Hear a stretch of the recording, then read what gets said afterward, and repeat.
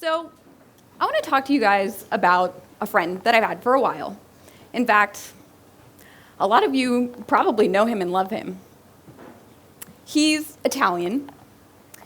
He's in his 30s. He's a little cheesy, but he's also a little saucy, which is why I can assume he made a Twitter account back in 2009. A few years after creating his Twitter account, a viral movement began to trend on the channel. Victims of domestic abuse bravely began to share their stories on Twitter using the hashtags why I stayed and why I left in order to connect with each other and discuss the difficult implications of this topic. I was pretty young at the time, and I didn't really understand what I was reading on Twitter, but I knew that the internet was a special place for people to come together and bond over something very serious and that had long-term implications.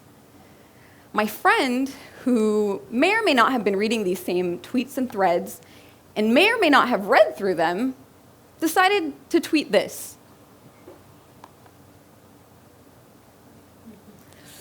Does anyone else here feel like this right now? You can raise your hand if you do. It's probably because my friend completely misread the gravity of the situation and utterly embarrassed himself.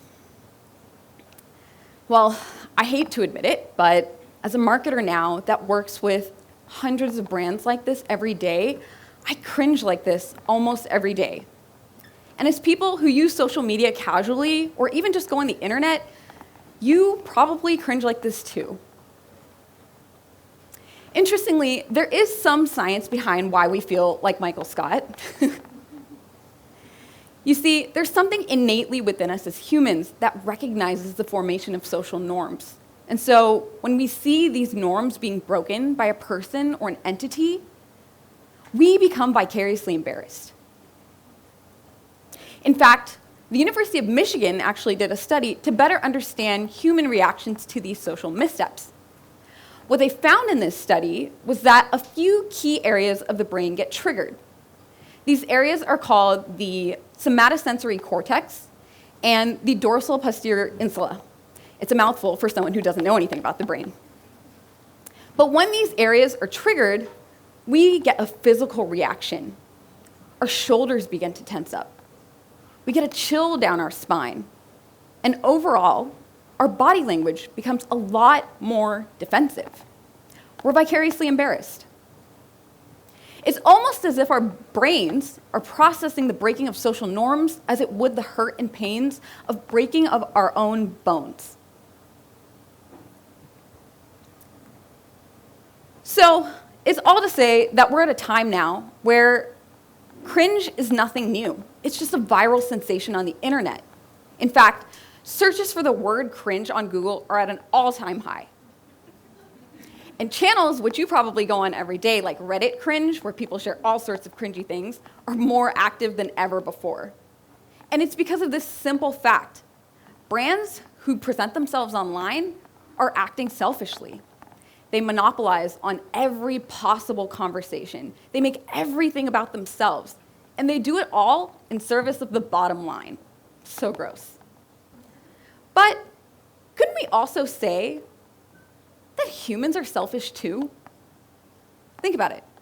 Since the dawn of time, we've done everything to stay in survival mode, to stay on top of the food chain, to conquest new lands and territories, or even to just take the best selfie so that we can get the most likes. So if brands are selfish and humans are selfish, shouldn't transitively a brand be equal to a human? I think no, and I'm seeing some head shakes in the crowd because you agree. Brands are not human. Brands are brands. But it does beg the question that has helped me establish the mission for the entirety of my career, which is, how human can a brand be? And to answer this question, I think it's important to look inward and understand what makes us human. From my perspective, there are about 4 things. The first is this idea of creativity. Look around you. Every single person in this room, whether they recognize it or not, has a creative bone in their body. And this is manifested in so many different ways. through art, architecture, rocket science, math, you name it, it's all rooted in the same innovative spirit and creativity. In fact, creativity is what has helped humans push society forward. It's all about the innovation that drives the creative spirit. Next, there's consciousness. As humans, we are these beings that philosophers like Locke and Descartes have debated in the past. We have a sense of consciousness that no other species have, whether it's consciousness about ourselves, about the people that we're seated with, or even consciousness of the context that we're placed. It's all the same in that it's something that grows over time and it starts with us in the beginning. Next, and this is probably what you mostly hear about when you hear about humans being human, it's this idea of choice. When we compare ourselves to the animal kingdom, free will is something that reigns supreme, right? You wake up in the morning, and every single thing you do in the day is as a result of your choices and your decisions. These decisions are what make us all unique as human beings. In fact, every decision that I make is probably different than every single one of you here in the room. And lastly, this concept that has really helped me fuel my career and decide the trajectory and path that I want to go on is the idea of connection. As a social media marketer, I was sparked on this at a very young age and by a very specific person. Does anyone recognize this guy? He was my first friend on social media, and judging by the laughs in the room, he was probably yours too. His name was Tom. I don't know his last name. And he was the founder of MySpace. Let's travel back a little bit. In 2005, Tom's social network MySpace became a household name. At this point in time, I was a quirky, awkward, introverted tween, just trying to find my place in life, and lo and behold, it was on the internet. And I spent this time using this social network to release all of my inhibitions. I was able to add people, and I was able to befriend people without even knowing them in real life. The internet had completely democratized the way that I saw connecting with other people. And while I will say my parents were completely against this and did everything in their power to make sure someone at that age was not using social networking, I'm glad it didn't work out because it not only sparked this fascination for me to do something creatively with the rest of my career, it also sparked a fascination within me to pursue a career in marketing. Let's fast forward a little bit to the time when MySpace became irrelevant because Facebook came about. This was 7 years later, and this was the point in time where brands began to see there was an opportunity to capitalize because Facebook, now the most popular social network, was expanding its advertising capabilities to these people.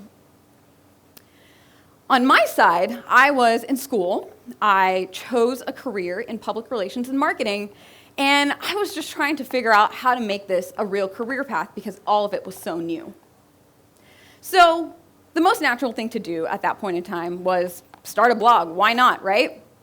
And so I started a fashion blog that slowly but incrementally began to change the way that I only presented myself in my professional situations, but it helped me put myself on the map. I was suddenly featured in publications like BuzzFeed and Cosmo India. I was getting all sorts of traction from people on the internet, and I was building a community that I never even knew existed. There were women just like me, Pakistani American, South Asian, Muslim women who were reaching out to me to become my friend. It was crazy. But on the other side of it, I was able to use this momentum to begin to build a career. At this time, I was working with a few small e-commerce fashion brands, and what I saw was these same spaces in which I was interacting with others as a human being, as a person, were the same spaces where brands began to capitalize and jump in and use their own voice. And every day when I came into work, I just was so curious. I couldn't help but wonder, why did I feel so cringy? And the reason was this.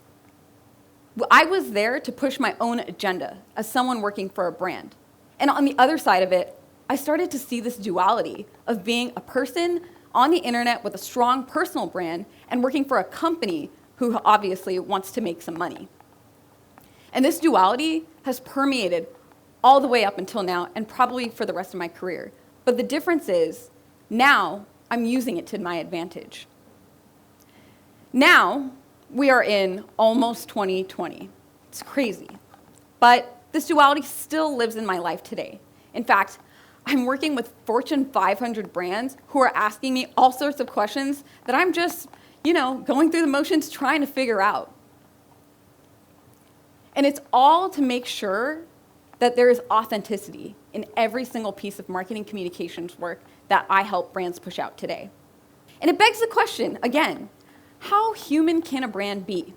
And as a marketer, it's my job to continue to ask this question and drive the authenticity that these brands need. But before I answer that question, it's important to also understand there is a difference between a company, my clients, and a brand.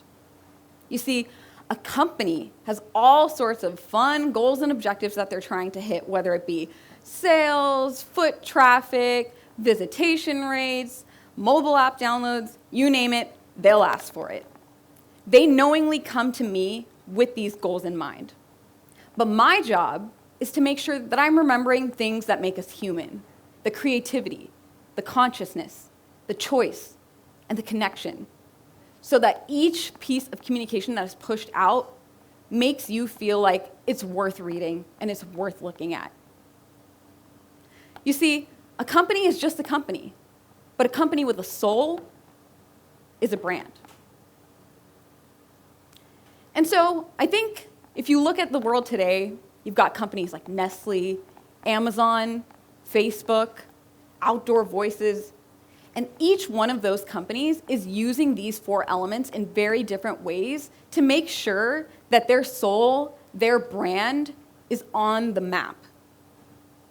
It's these things that make brands unique enough for us to care, to even give a second of our attention in our busy days. And that's all why I'm here. So again, knowing that these are the 4 factors, there's one thing that's intangible that I think all of you here today realize that you have and that a brand could never have. It's this idea of permission. We have invited brands and companies to join spaces where we want to authentically connect with each other online. We have intensely high expectations of brands who are always in the spotlight and can ruin their reputation at any moment. And we own the internet in a way that a brand could never even be close to infiltrating. So my answer for now is a brand is only as human as a human will let it be. Thank you.